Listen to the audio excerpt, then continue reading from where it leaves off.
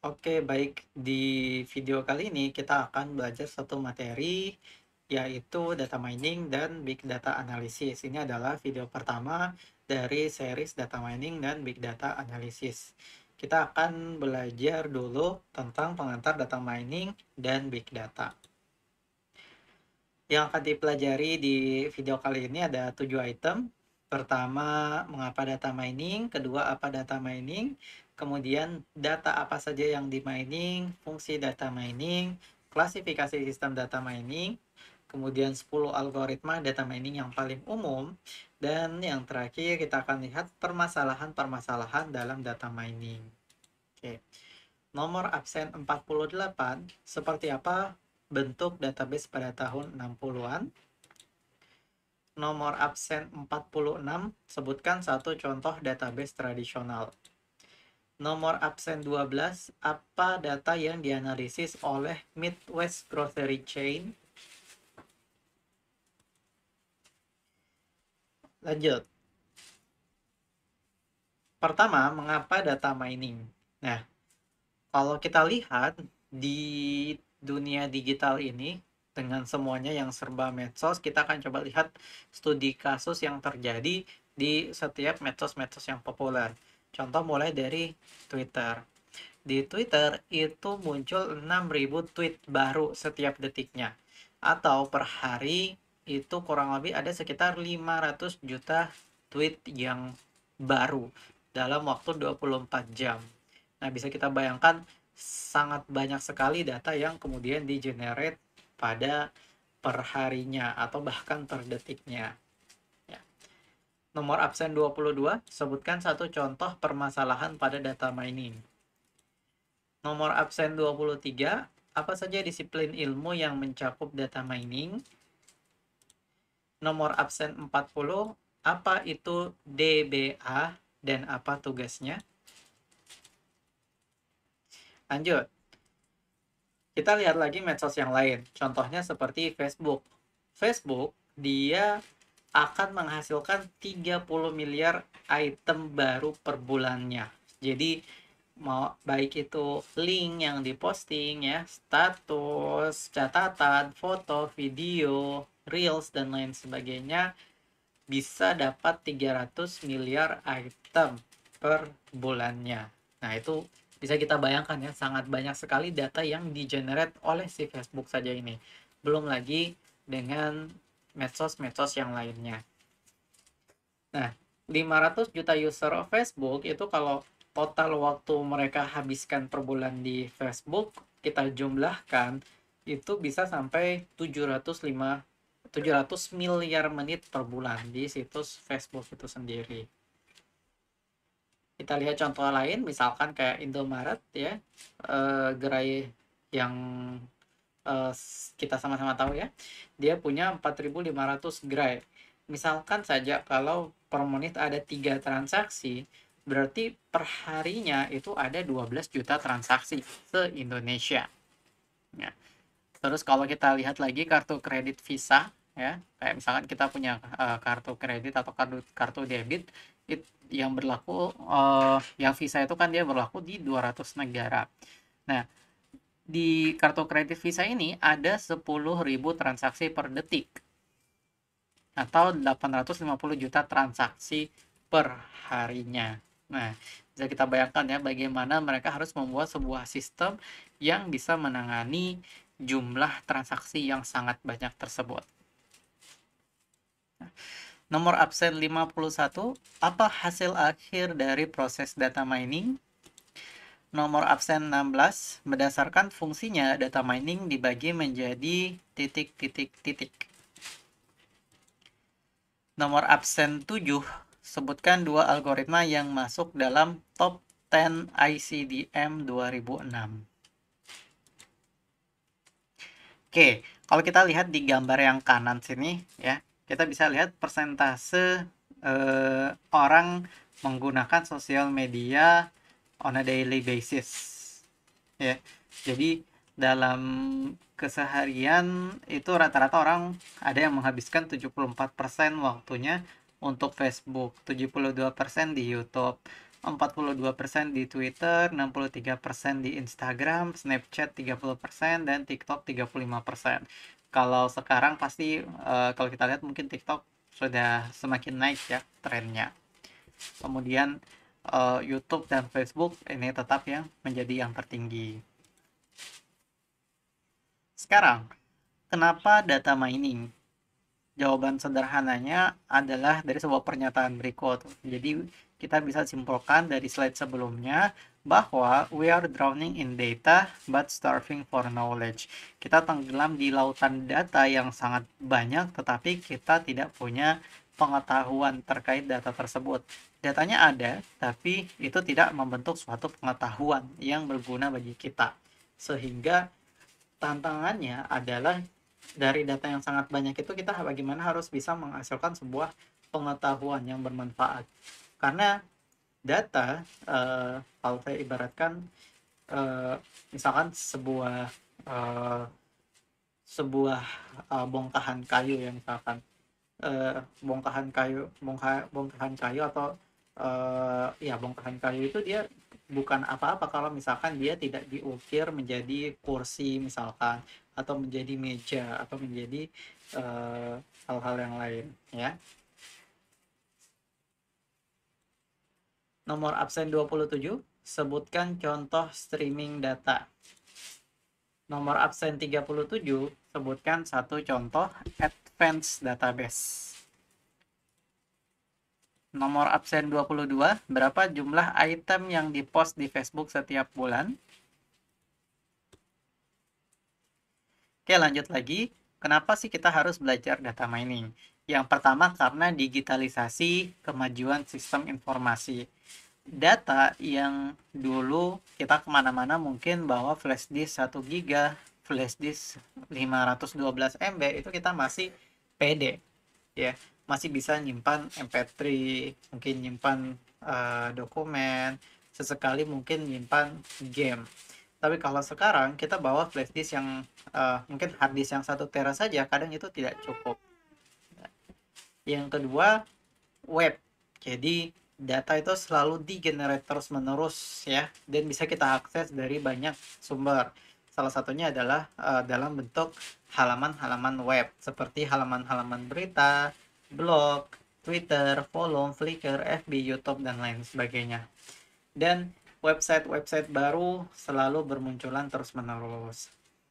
Kemudian ada lagi yang namanya streaming data, yaitu data yang kemudian di-generate terus-menerus atau data yang mengalir ya. Jadi setiap detiknya atau setiap menitnya itu selalu ada di-generate data yang baru ya. Contohnya seperti tweet ya, kemudian sensor ya. Ya misalkan ada sensor suhu dan kelembaban yang setiap jam atau setiap menit ya, atau mungkin setiap 30 menit itu di ya disimpan nilai-nilai yang baru ya, didapatkan data yang baru dari sensornya, kemudian disimpan ke dalam database. Oke, seperti nomor absen 5, seperti apa bentuk database pada tahun 70 sampai 80-an? Nomor absen 26, sebutkan contoh data mining pada perbankan. Nomor absen 54, apa bahasa query utama pada Microsoft SQL Server?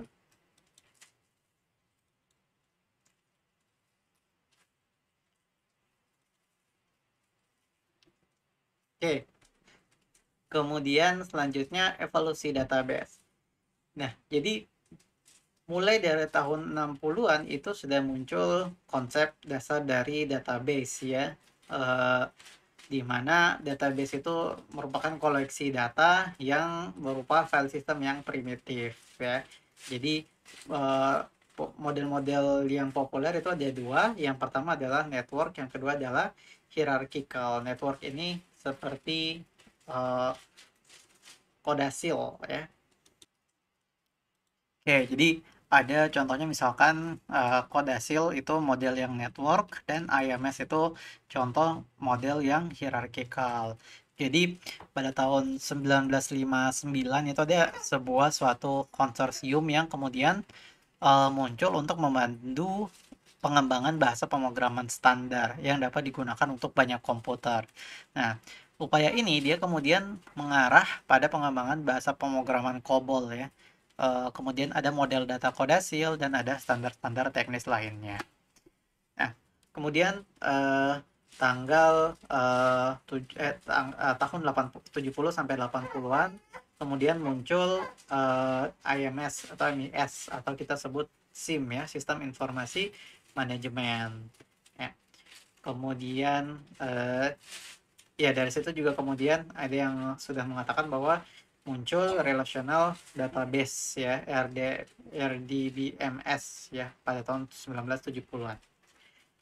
Nah, pada tahun 80 sampai sekarang itu muncul OO ya, object oriented, kemudian didaktif, spasial, dan ada multimedia juga, ada sudah mulai video, audio ya, dan jadi tidak hanya berupa teks saja gitu. Kemudian tahun 90 sampai sekarang itu ada web based ya, berupa XML di situ, kemudian web mining, muncul juga data warehouse, OLAP ya, text database, kemudian text plus data mining. Kemudian tahun 2005 sampai sekarang itu muncul stream data management dan mining, kemudian ada cloud ya, kayak misalkan ya sederhananya mungkin kita lihat ya Dropbox dan Google Drive ya. Kemudian ada web ya, dan seperti itu. Oke. Nomor absen 43, apa bahasa query utama pada Microsoft SQL Server? Nomor absen 13, berdasarkan fungsinya data mining dibagi menjadi titik-titik-titik. Nomor absen 1, apa nama lain dari data mining? Oke. Oke, lanjut. Jadi kalau kita lihat histori atau sejarah dari database dari tahun 1960-an sampai 2020 digambarkan di gambar berikut ini ya. Mulai dari tadi munculnya dua model yang populer, yaitu Codasil Network dan Hierarchical, contohnya seperti Codasil dan IMS. Kemudian tahun 1970-an muncul pertama kali Relational Database atau RDBMS ya. Relational Database Management System. Kemudian 1980-an muncullah SQL atau yang biasa kita pakai ya, standarnya ya, standar query language ya. Kayak misalkan yang teman-teman sering pakai buat kayak misalkan select, bintang, from, nah kayak gitu-gitu. Kemudian RDBMS ini mulai masuk ke penggunaan secara komersial dan sukses. Pada tahun 1990-an itu muncullah pemain-pemain yang lain ya, seperti misalkan Oracle, Power Builder, VB, dan lain-lain. Kemudian ada Microsoft Excel dan Microsoft Access ya. Ini kemudian muncul dan dipakai secara personal ya, dan banyak orang yang pakai. Kemudian muncul non-relational database juga. Mulai dari tahun 2000 ya, muncul object oriented programming ya. Kemudian aplikasi-aplikasi baru ini di-develop dan database-nya ini bertumbuh ya, seiring dengan internet yang menjadi mainstream di masyarakat. Tahun 2010 API menjadi mainstream dan juga era database ya. Era aplikasi database yang baru itu mulai muncul ya, karena seiring dengan mudahnya penggunaan spreadsheet dan banyaknya pemain-pemain yang baru di dunia non-relational database space ini. Jadi mulai banyak teknologi-teknologi baru, aplikasi-aplikasi terbaru yang kemudian muncul dan digunakan. Di tahun 2020-an ya, ini kemudian mulai muncul muncul low atau no code application. Jadi aplikasi-aplikasi yang bisa dikembangkan tanpa ada coding sama sekali ya. Jadi kemudian ada API and easy to use, non-technical database, continue to take on the work. Kemudian non-technical database itu dia memprakarsai pengembangan aplikasi yang next generation. Bahkan kalau teman-teman lihat sekarang kan sudah ada website seperti misalkan Wix ya. Itu kita bisa bikin website kita sendiri tanpa perlu keahlian ngoding sama sekali. Jadi benar-benar hanya drag and drop. Oke. Nomor absen 30, apa itu DBA dan apa tugasnya? Nomor absen 33, apa nama lain data mining? Nomor absen 32, apa yang diekstrak oleh data mining? Oke, selanjutnya lanjut ya. Kita akan bahas tentang apa itu data mining. Tadi kita sudah banyak sekali pengantar terkait data mining ini. Data mining atau kalau kita artikan secara harfiah artinya adalah pencarian pengetahuan dari data, di mana kita akan melakukan ekstraksi secara otomatis pola atau pengetahuan yang menarik ya, yang tidak sederhana, yang tersembunyi dan yang tidak diketahui sebelumnya. Terlebih lagi dia berpotensi berguna. Dan ekstraksi pola dan pengetahuan itu kita lakukan dari data yang jumlahnya sangat besar. Nomor absen 35, seperti apa bentuk database pada tahun 90-an sampai sekarang? Nomor absen 24, apa proses yang dilakukan pada data exploration? Nomor absen 28, apa hasil akhir dari proses data mining? Lanjut. Oke, data mining itu dia punya nama-nama lain yang maknanya sama seperti data mining ya. Jadi ada knowledge discovery atau knowledge mining in database atau disingkat KDD. Ini maknanya sama seperti data mining. Ada juga kalau orang menyebutnya knowledge extraction. Nah, ini juga maknanya sama, yaitu data mining. Kemudian ada orang menyebutnya juga data atau pattern analysis. Data arkeologi, data dredging, information harvesting, business intelligence, dan lain sebagainya. Semuanya itu punya makna yang sama dengan kata data mining. Terus apa keuntungan bagi organisasi yang menerapkan data mining di organisasi tersebut? Nomor absen 49, apa yang diekstrak oleh data mining? Nomor absen 3, seperti apa bentuk database pada tahun 2005 sampai sekarang?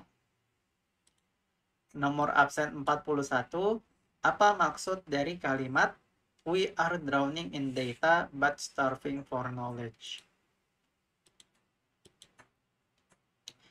Nah, kita lanjut. Dari pertanyaan sebelumnya tadi, maka kita harus tahu apa sih keuntungan dari data mining. Yang utama tentunya perusahaan atau organisasi tersebut bisa fokus ke informasi yang berharga di data warehouse atau di database-nya.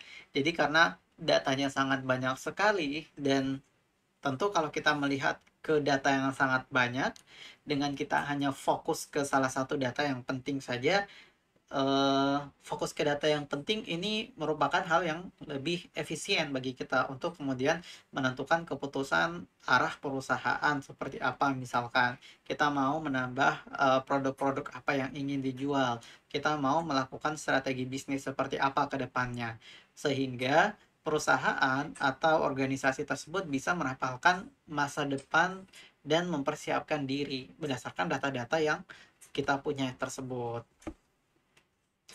Nomor absen 36, apa tugas dari bisnis analis? Nomor absen 29, seperti apa bentuk database pada tahun 2005 sampai sekarang? Nomor absen 44, seperti apa bentuk database pada tahun 80-an sampai sekarang? Kemudian nomor absen 58, Pertanyaannya sama seperti pertanyaan nomor absen 29 sebelumnya nih.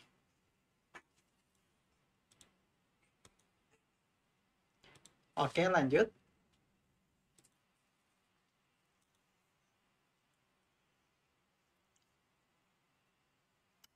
Oke, kita lihat salah satu contoh penerapan data mining secara real, ya. Contohnya ada di sebuah pusat grosir atau eh, sebuah ya perusahaan yang bergerak di bidang grosir gitu ya.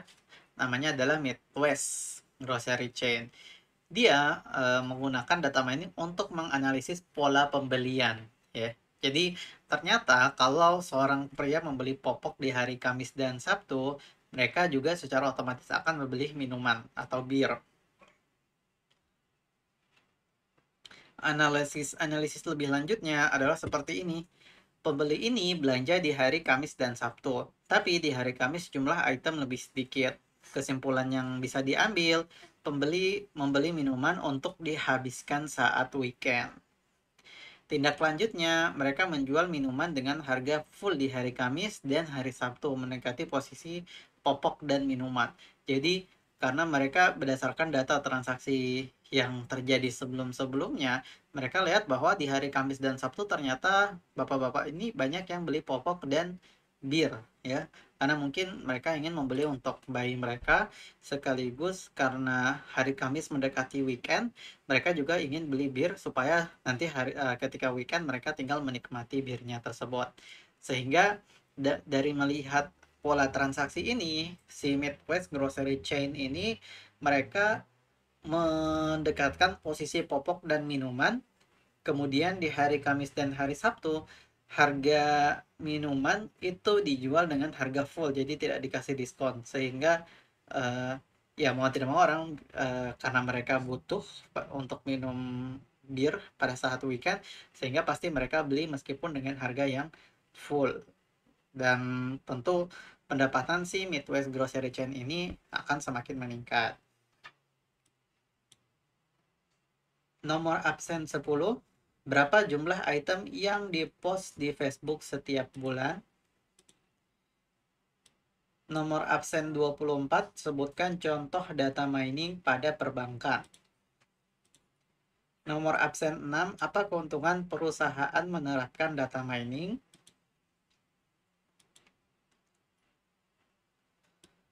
Nomor absen 17. Sama seperti pertanyaan nomor absen 10.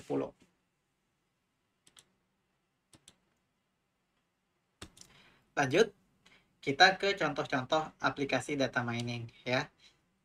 Contoh pertama dari perbankan, ya. Bank memining transaksi customer untuk mengidentifikasi customer yang kemungkinan besar tertarik terhadap produk baru. Setelah teknik ini digunakan, maka terjadi peningkatan 20 kali lipat penurunan biaya dibandingkan dengan cara biasa. Ini tipe ya, dibandingkan dengan cara biasa. Jadi daripada misalkan si bank ini ada sebuah program baru terkait perkreditan rumah misalkan, daripada semua nasabah itu dibombardir dengan promosi terkait kredit rumah, maka lebih baik kalau si bank itu dia memfilter. Jadi yang kredit rumah, yang orang yang akan mau kredit rumah itu biasanya orang yang di umur sekian sampai sekian, dan pendapatannya adalah di angka sekian sampai sekian, dan di saldonya itu kurang lebih ada sekian ratus juta uang lah misalkan. Sehingga bank tidak perlu repot-repot untuk melakukan promosi ke seluruh nasabahnya. Dia hanya perlu melakukan promosi ke nasabah-nasabah tertentu yang berpotensi untuk melakukan kredit rumah tersebut. Sehingga tentu ini membuat biaya promosinya menjadi lebih murah. Nomor absen 17. Sebutkan dua algoritma yang masuk dalam top 10 ICDM 2006.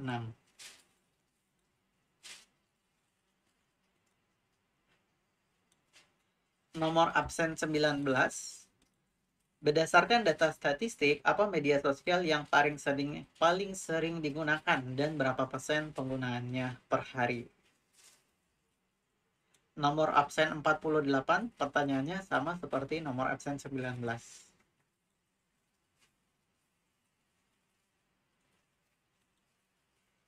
Lanjut lagi, contoh aplikasi yang lain yaitu di bidang transportasi. Perusahaan transportasi itu melakukan mining data customer untuk mengelompokkan customer yang memiliki nilai tinggi yang perlu diprioritaskan, ya, sehingga misalkan customer-customer yang VIP itu bisa dikelompokkan sehingga pelayanannya menjadi lebih efektif. Oke, sekarang kita lihat data mining di database versus independent. Ada banyak sekali tools jadi yang bisa digunakan untuk memining data, ya. Dan kalau yang ada di list berikut ini tools yang sudah, meskipun sudah lumayan lama, tetapi masih tetap lumayan powerful. Seperti misalkan ada Oracle 9e, kemudian Microsoft SQL Server, IBM Intelligent Miner V7R1, kemudian NCR Terra Miner. Dan masing-masing ini punya kelebihan dan kekurangan masing-masing.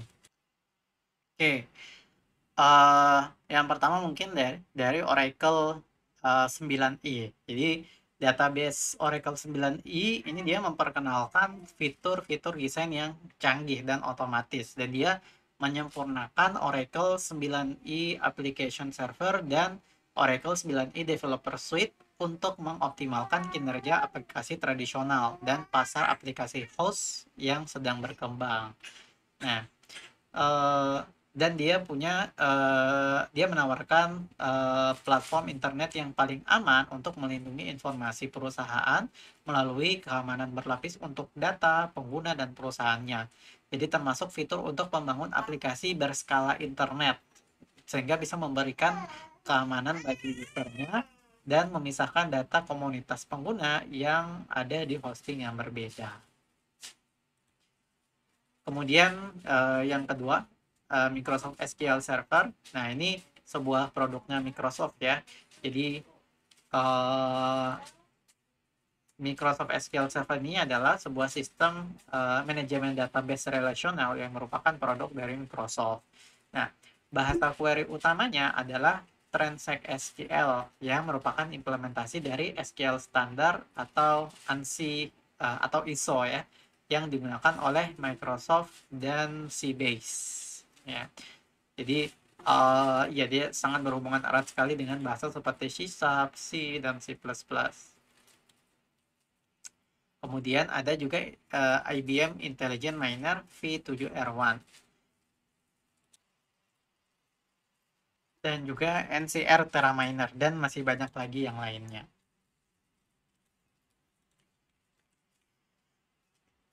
Oke, nomor absen 15, apa bahasa query utama pada Microsoft SQL Server? Nomor absen 20, sebutkan satu contoh database tradisional. Nomor absen 39, berapa jumlah tweet yang muncul per detiknya? Nomor absen 2 dan nomor absen 29, pertanyaannya sama seperti pertanyaan nomor absen 39. Lanjut. Nah, selanjutnya kita ke proses data mining. Jadi, teman-teman bisa lihat di sini ada gambar proses atau pipeline yang umum dari data mining. Mulai dari data yang ada di dalam database itu dilakukan pembersihan, sehingga data-data yang sudah dibersihkan tersebut itu disimpan di suatu tempat yang namanya data warehouse. Nah, setelah dibersihkan, data tersebut bisa kita seleksi lagi. Nah, sehingga menghasilkan task relevant data atau data yang relevan terhadap studi kasus kita atau domain kita atau top kita. Nah, task relevant data ini bisa kita lakukan data mining sehingga kita bisa mendapatkan pattern evaluation. Jadi kita bisa menggunakan algoritma apapun yang kita punya, ya, sehingga kita akan dapatkan pattern evaluation yang ini kemudian menjadi knowledge, ya. Dan dari setiap tahapan ini, si knowledge ini dia bisa menjadi data bagi proses data mining yang lain lagi. Jadi uh, ya, jadi karena kita punya suatu proses data mining yang menghasilkan knowledge, bukan berarti ini sudah knowledge yang final, yang tidak bisa diekstrak pengetahuannya lagi. Nah, itu tidak seperti itu, tetapi knowledge ini bisa menjadi data bagi proses data mining yang lain lagi. Nomor absen 6, berdasarkan data statistik, apa media sosial yang paling sering digunakan dan berapa persen? Nomor absen 57, apa nama lain data mining? Nomor absen 3, sebutkan contoh data mining pada perbankan.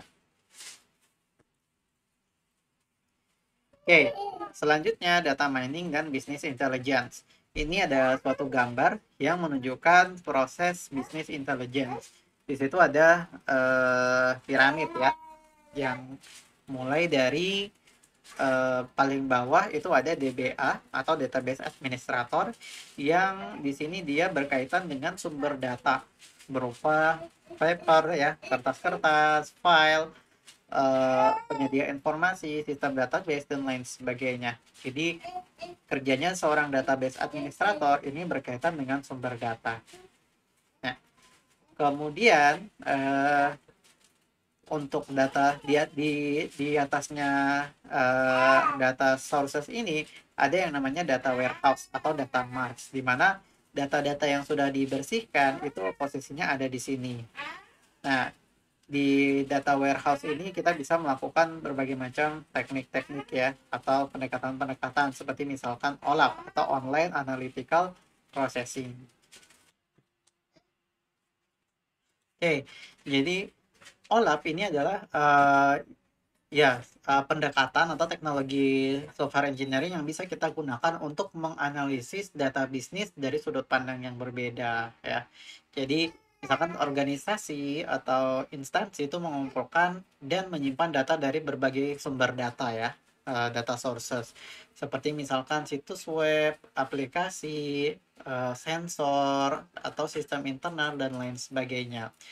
OLAP ini dia akan menggabungkan dan mengelompokkan data-data tersebut ke dalam kategori untuk memberikan wawasan yang dapat ditindaklanjuti untuk perencanaan strategis yang nanti akan dilakukan oleh end user. Misalkan menyimpan data tentang semua produk yang dijual, seperti warna, ukuran, biaya, dan lokasi. Kemudian di grosir misalkan mengumpulkan data pembelian pelanggan ya, seperti nama barang, kemudian total nilai penjualan, dan itu disimpan dalam sistem-sistem yang berbeda. OLAP ini dia menggabungkan kumpulan data untuk menjawab pertanyaan seperti produk warna mana yang lebih populer ya, sehingga dia bisa tahu bagaimana penempatan produk yang berdampak pada penjualan, kayak misalkan studi kasus di Midwest Grocery Chain tadi. Kemudian di atasnya DBA itu ada namanya data analisis. Dia pekerjaannya lebih mengerucut lagi terkait dengan data exploration dan juga data mining ya. Jadi di situ dia bisa melakukan analisis statistik, query, dan reporting. Jadi query ini bukan sekedar select bintang from table bla bla bla ya, tetapi query-nya ini bisa lebih kompleks ya. Dia bisa melihat data yang tren pada saat musim-musim tertentu saja seperti itu. Kemudian data mining juga dilakukan oleh data analis. Di situ berupa information discovery. Lebih mengerucut lagi, ada yang namanya business analyst, di mana dia berkaitan dengan data presentation atau visualization technique. Nah, oke. Nomor absen 38, apa hasil akhir dari proses data mining? Nomor absen 41, apa data yang dianalisis oleh Midwest Grocery Chain? Nomor absen 23, siapa yang melakukan pengambilan keputusan pada proses business intelligence? Nomor absen 49, seperti apa bentuk database pada tahun 80-an sampai sekarang? Oke, jadi kita lanjut ya. Saya ingin menunjukkan eh, apa perbedaan dari setiap tangga posisi ini ya. Tapi sebelum itu kita selesaikan gambar ini dulu. Jadi di atasnya seorang bisnis analis itu ada end user atau pihak yang menggunakan hasil ya dari bisnis intelligence itu. Si end user ini dia yang nanti akan melakukan pengambilan keputusan berdasarkan data-data yang sudah dibersihkan, dieksplorasi, di mining dan dipresentasikan ini. Nah, di sini ada satu gambar yang bagus ya. Gambar Lego. Jadi data itu dia bentuknya berantakan seperti ini. Dan kita tidak bisa paham apapun kalau misalkan kita hanya dikasih Lego-Lego seperti ini.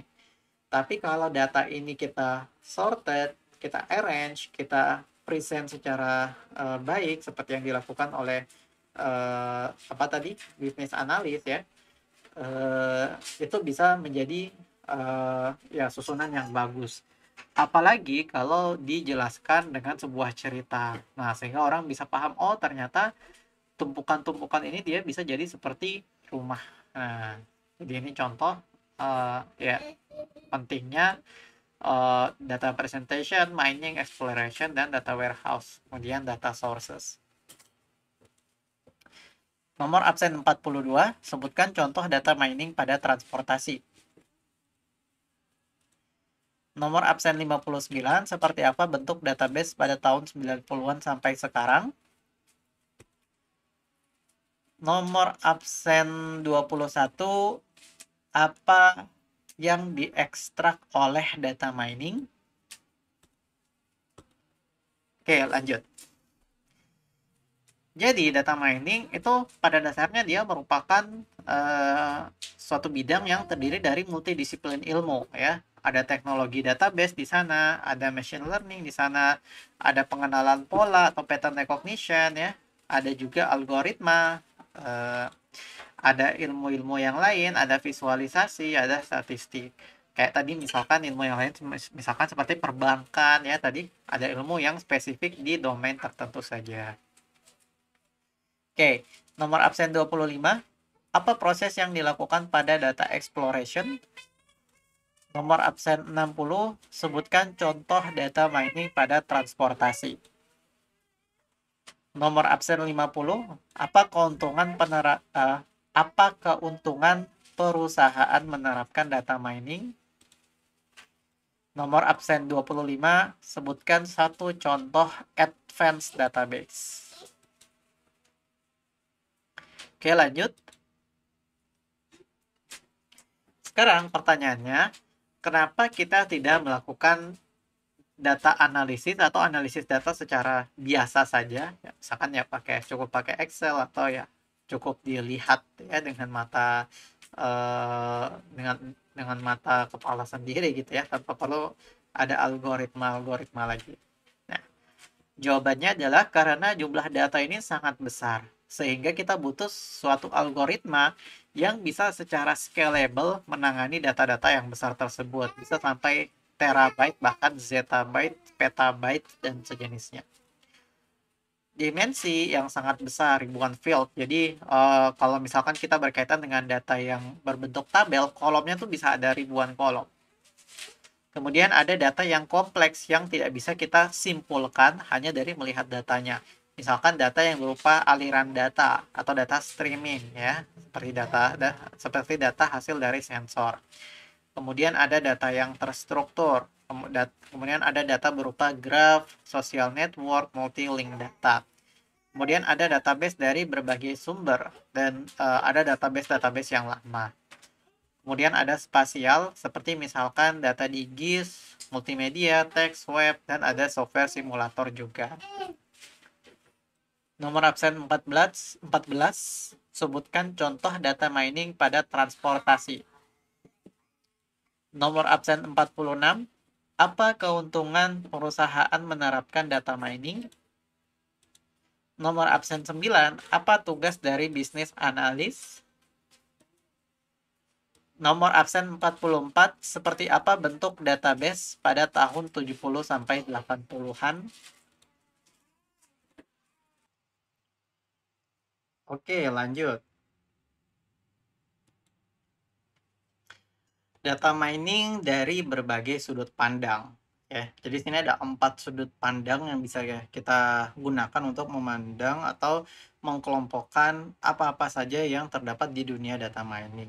Pertama dari sudut pandang data, ya. Di situ ada jenis data relasional, ada data warehouse, ada web, ada data transaksional kayak data tadi Midwest Grocery Chain, ada data stream kayak data dari sensor, ada object oriented, ada data spasial seperti sistem informasi geografis, ada data teks ya. Di sana ada pendekatan-pendekatan misalkan natural language processing ya, NLP. Kemudian ada data multimedia ya, tidak hanya berupa data yang berbentuk tabel, tapi bisa juga berupa data video, data gambar, data audio, dan lain-lain. Ya. Nomor absen 56, seperti apa bentuk database pada tahun 60-an? Nomor absen 1, apa maksud kalimat "We are drowning in data but starving for knowledge"?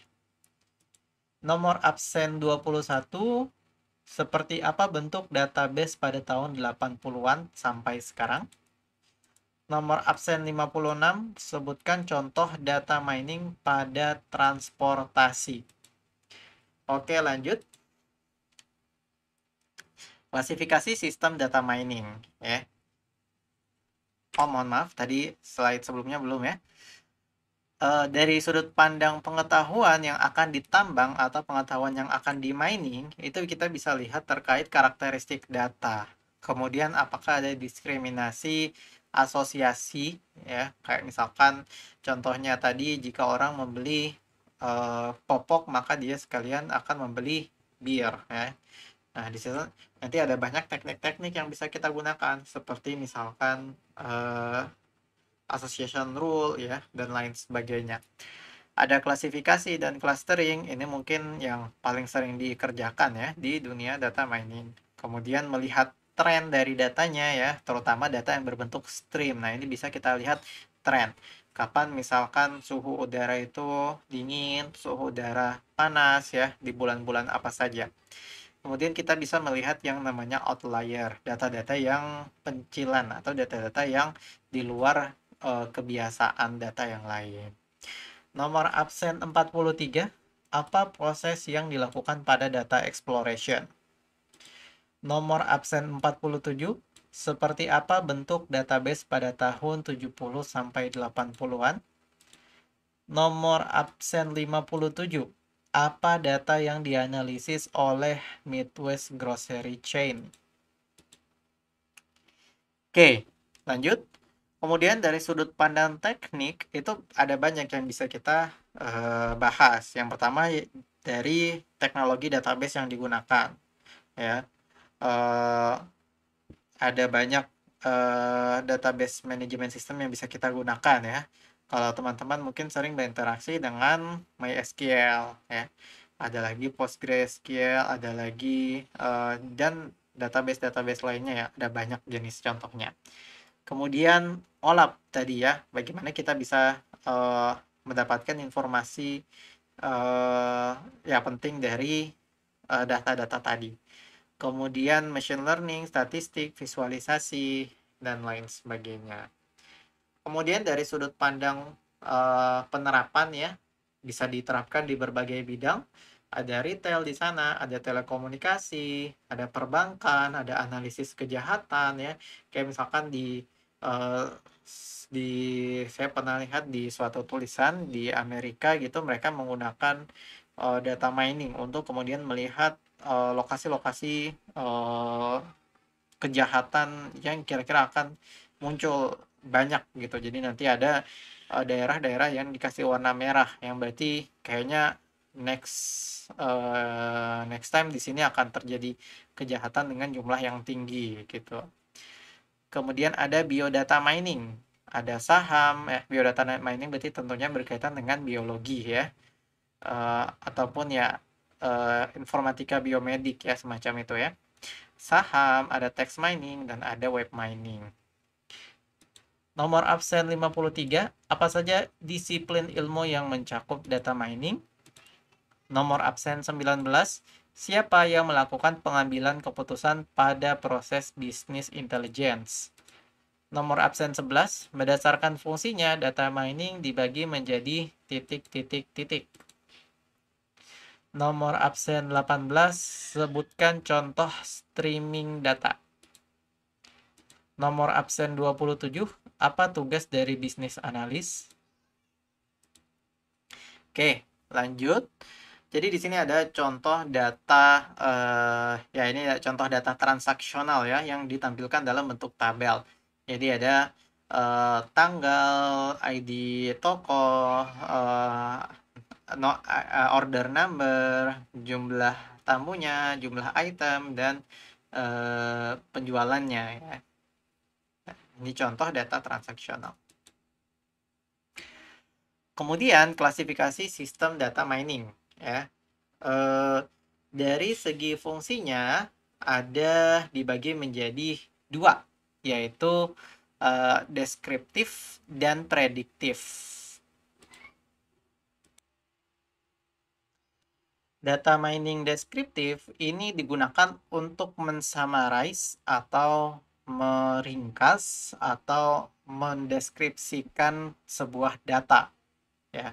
Jadi ada data, kita coba menceritakan data-data tersebut dalam bentuk yang lebih ringkas, dalam bentuk poin-poin pentingnya, sehingga orang tidak perlu membaca keseluruhan data untuk tahu data itu bercerita tentang apa.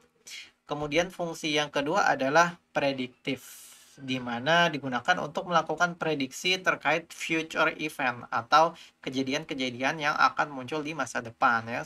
Sama seperti misalkan prediksi suhu, prediksi di dunia saham ya, prediksi misalkan kesehatan dan lain sebagainya. Dua teknik atau dua fungsi ini dia punya keuntungan dan aplikasi masing-masing. Dan kapan kita harus menggunakan salah satu dari fungsi-fungsi ini tergantung dari masalah yang spesifik dan dari jenis datanya. Oke, kemudian kita lihat lagi terkait sudut pandang. Yang pertama terkait data, jenis data apa yang akan ditambang atau akan di mining. Kemudian terkait pengetahuan view, apa knowledge yang ingin ditemukan. Kemudian apa teknik yang akan digunakan, ini terkait dengan algoritma ya. Kemudian aplikasi, yang keempat adalah aplikasi. Nomor absen 35, sebutkan satu contoh advanced database. Nomor absen 32, seperti apa bentuk database pada tahun 60-an? Nomor absen 58, apa saja disiplin ilmu yang mencakup data mining? Nomor absen 31, sebutkan contoh database tradisional. Lanjut. Oke, sekarang data mining, pertanyaannya data apa saja yang di mining ya. Untuk memining berbagai jenis data itu ada banyak sekali teknologi database yang bisa kita gunakan ya. Ada misalkan data pertama pada umumnya akan dibagi menjadi dua, yaitu database yang tradisional dan advanced database. Database yang tradisional ini dia bisa melakukan handle atau bisa menangani data-data yang bersifat relational database, data warehouse, dan transactional database. Jadi relational database ini sederhananya seperti data-data dalam bentuk tabular, seperti yang ada di MySQL yang kalau kita sering pakai. Nah, dan mungkin PostgreSQL juga ya meskipun dia punya banyak fungsi yang lain selain data tabular, tapi masih banyak juga yang menggunakan PostgreSQL untuk ya relational database itu. Kemudian data warehouse, transactional database terkait data transaksi tadi ya, mungkin di toko ya, ada penjualan dan lain sebagainya. Kemudian advanced database ya. Ini ada data streams dan data sensor ya. Kemudian bagaimana menghandle data stream dan data sensor. Nah, biasanya ada teknologi-teknologi yang bisa kita pakai, kayak misalkan MinIO ya. Kalau di sini tidak ada gambarnya.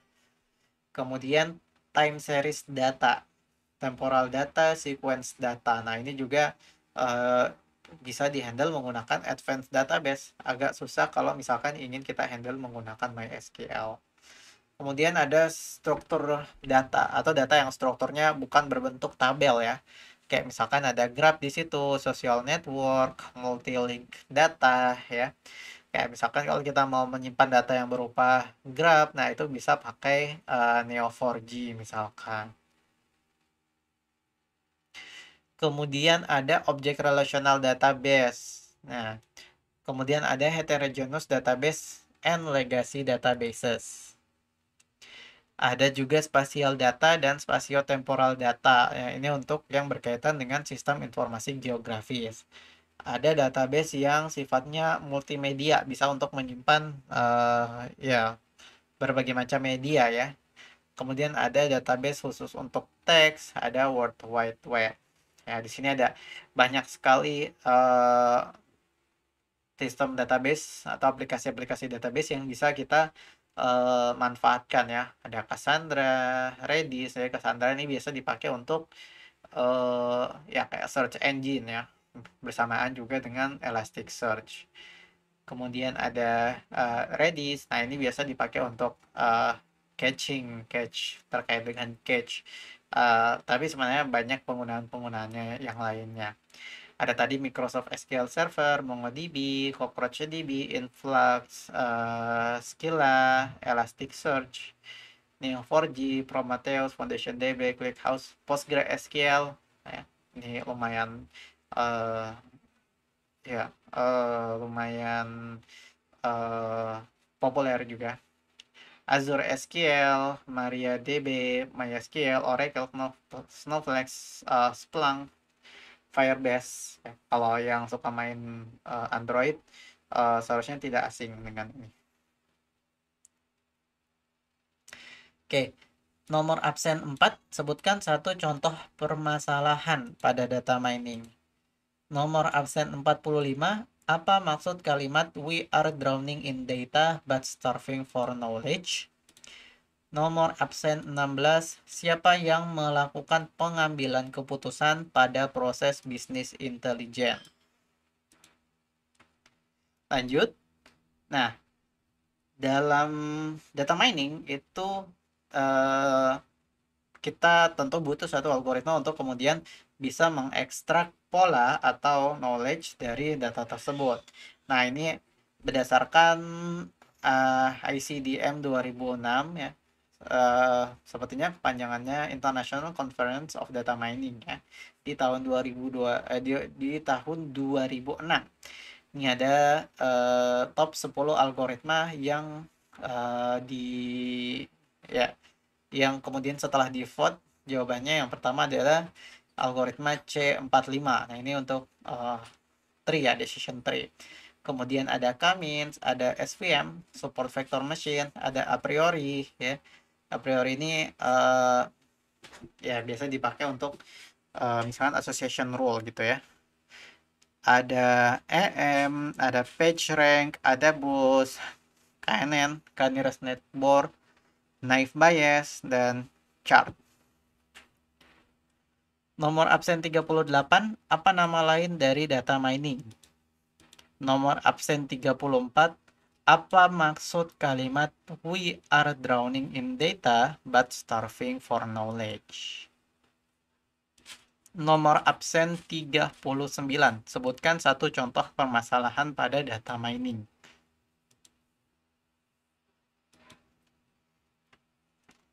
Oke.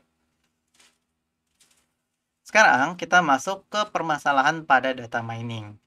Yang pertama dari segi metodologi. Ya.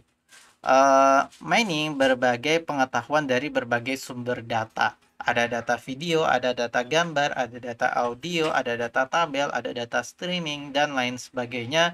Sehingga kita perlu metode yang robust, metode yang canggih, metode yang kuat, yang bisa menangani berbagai jenis data tersebut. Dan datanya datang dari berbagai sumber, dari website, dari sensor, dan lain sebagainya. Yang kedua, kita harus memperhatikan kinerja, yang berarti terkait efisiensi, efektivitas, dan skalabilitas. Jangan sampai sistem yang kita buat itu tidak bekerja maksimal ketika datanya sangat besar. Jadi hanya bisa bekerja untuk data yang kecil. Padahal data mining ini kita berbicara tentang data yang sangat besar dan juga big data tentunya ya. Kemudian terkait evaluasi pola atau pattern evaluation. Bagaimana kita bisa mengetahui bahwa data mining yang kita lakukan itu sudah benar-benar valid, bisa menggambarkan keseluruhan data. Kemudian ada background knowledge ya, terkait misalkan spesifik terkait domain tertentu ya. Kalau misalkan kita berbicara data mining di dunia perbankan ya, berarti berhubungan dengan ekonomi, berhubungan dengan ya keuangan dan lain sebagainya. Kemudian noise atau gangguan dan data yang tidak lengkap. Nah, ini juga ada teknik-teknik dan algoritma-algoritma tersendiri untuk menghandle data-data yang berupa noise dan data-data yang tidak lengkap ini. Kemudian ada juga distributed and parallel method. Bagaimana kita bisa memproses data secara terdistribusi. Dan ini tentunya akan mempercepat proses data itu sendiri. Kemudian ada yang namanya knowledge fusion atau penggabungan. Bagaimana kita bisa menggabungkan knowledge sehingga kita mendapatkan insight yang lebih update ya. Kemudian dari sisi interaksi pengguna itu ada data mining, query language, dan ad hoc mining.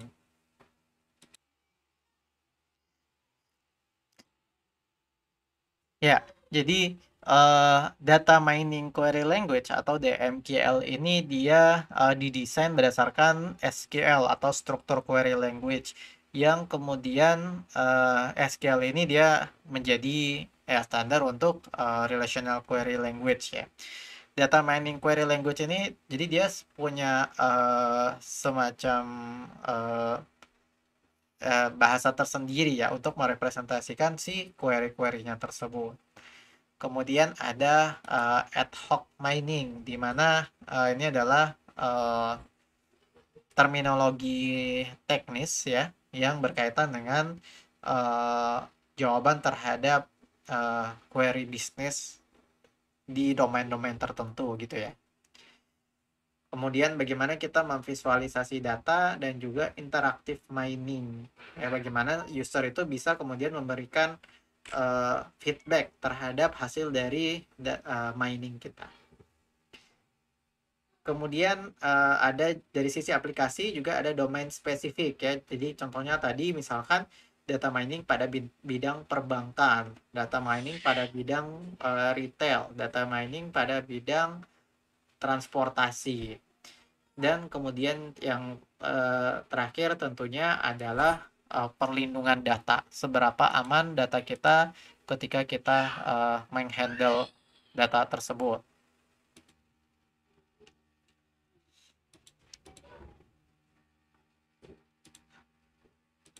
Oke, nomor absen 52, sebutkan 2 algoritma yang masuk dalam daftar Top 10 ICDM 2006. Nomor absen 55, apa bahasa query utama pada Microsoft SQL Server? Nomor absen 59, sebutkan contoh streaming data. Nomor absen 8, seperti apa bentuk database pada tahun 90-an sampai sekarang? Oke, itu dia untuk pertemuan video pertama ini. Sampai jumpa di video selanjutnya. Terima kasih.